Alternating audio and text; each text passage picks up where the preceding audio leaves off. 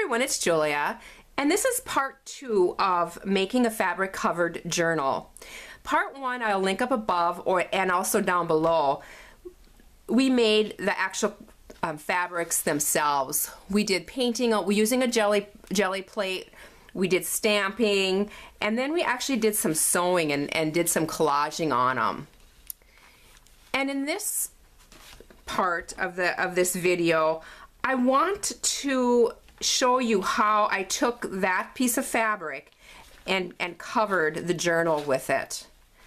We are going to be working on this one. This is the one I have not completed yet. But to show you a little bit of what these are, this is going to be an insert for a traveler's notebook. And so it's going to actually fit right inside a traveler's notebook. And it looks nice and chunky and just has a bunch of just fun things inside. Some of them have some different laces kind of extending out. I just love that look. I add several tags and places to journal, little journaling spots, tuck spots, just a lot of interactive things inside. This is a little envelope that opens up. I do have an envelope in the center of all these journals. It hides the stitching, and I'll be showing you that. Just a lot of fun things.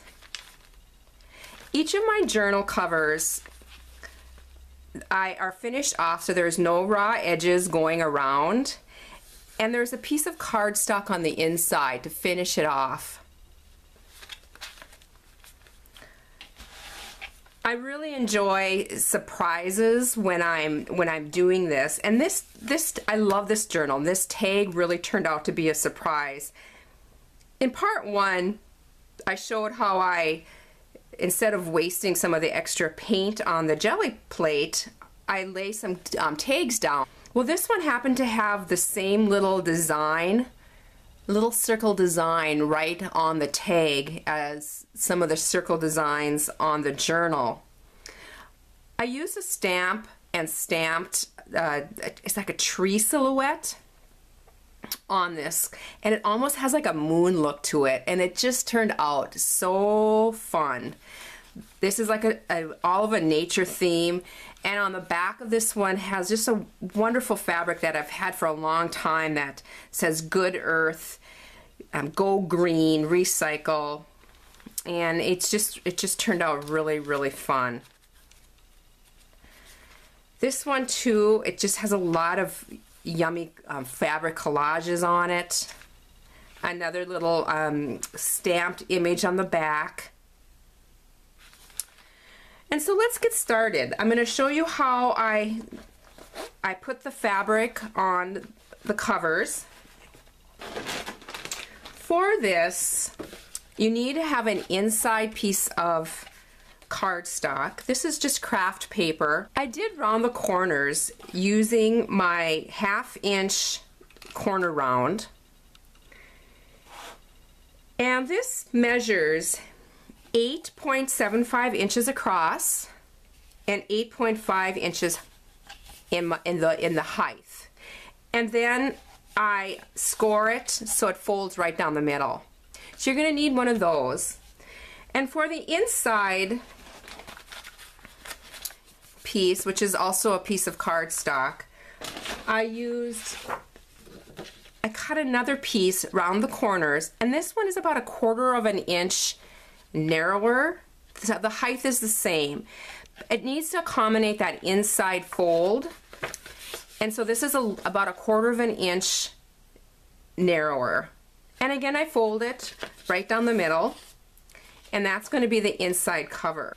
I start by laying my piece in a box lid or just a narrow box, and I'm going to be spraying the back of this, and I just use my 505 temporary spray. This is my fabric adhesive. I'm thinking that any kind of spray probably would work. I always use this with my fabric, so I just have it on hand. And I spray the back of it. Making sure I have the right direction, I'm just laying this piece right on the top and pressing it down. I'm going to trim the edges of my fabric, rounding the edges, and I want about a 3/4 of an inch on all sides going around. On to snipping the corners. I don't snip all the way to the cardstock. I stop about 1/8 of an inch or so, and I want to just make 3 little snips in each corner.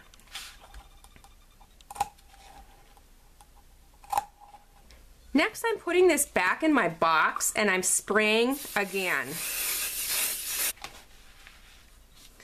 And now, starting in the corners, I'm just going to press this fabric down and on all the sides, all the way around.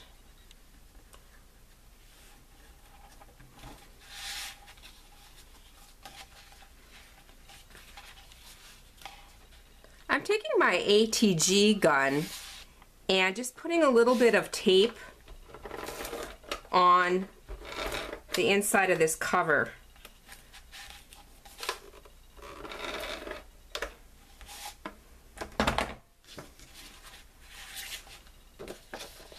Making sure that my directions are correct. There's little cute little mushrooms on these, and I want them going the right way. And I'm just pressing this into place. It is back to my sewing machine now, and I'm going to be doing 2 rows of stitching all the way around this, and I stitch from the front side because I want to make sure this is nice and even. And I use my zipper foot for this. I use it both in the left position and the right position, and just guide the presser foot right along the edge. And it makes for a real nice top stitching and real nice edge finish for my little journal covers. So I'm going to do that, and then I will be back, and then we're going to be putting the pages in. I do have the stack of pages all ready to go in this little book, and that'll be our next step. And I take some binder clips and just put a binder clip on each side. I'm making sure that that center seam is all snug in there. Right on the fold line, I'm going to take a pen and I'm marking about 3/4 of an inch in, one in the middle, and I just eyeball it. It doesn't have to be perfect. And then I want a dot somewhat in the middle of these two, and in the middle of these two also. I'm using my Crop-A-Dile and getting the whole thing underneath, and I'm going to punch all the way through all the layers. The hardest part of this is to make sure you're getting that lined up with that little dot, and hopefully my head isn't completely in the way here.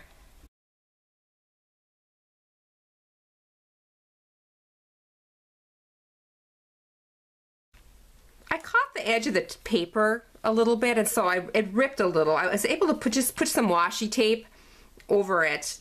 There's nothing like washi tape to fix whatever needs to be fixed. I'm getting approximately 30 inches of this green floss.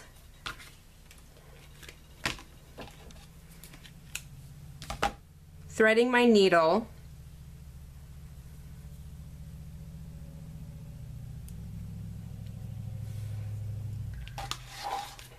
This little envelope is going to be in here just like this, and I want to mark those holes. I'm just poking my needle through them. I'm doing a very simple binding technique. It's the pamphlet stitch. I'm starting so that my thread is on the inside, and I leave about a 4-inch tail or so, and then I go through the next hole.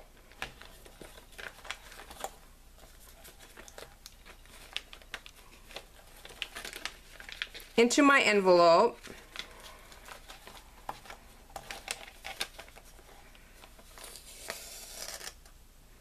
And now through the top hole.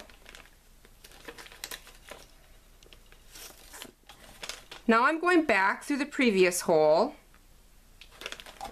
through the little envelope. Now this is the long stitch. It's going to run right along the fold line, enter through this hole, back through the bottom hole,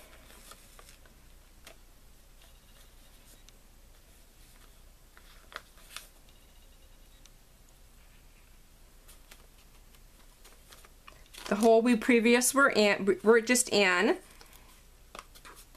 and now back up the middle. And when you go through the middle, now you want the thread to be on the opposite side as the start thread.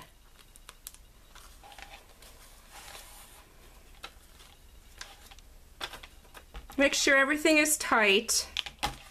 I'm going to tie my knot.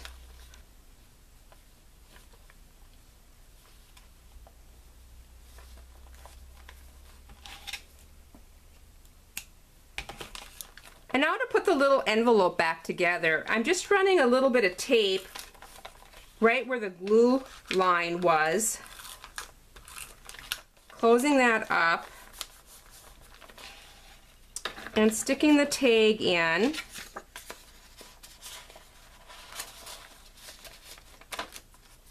And you have a cute little envelope right in the center that kind of hides some of the strings, and it's just like a nice little tuck spot.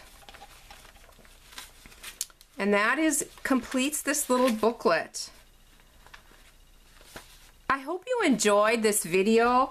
I hope you have a chance to create some journals. It's so much fun, and it's so fun to be able to combine the fabric with the paper.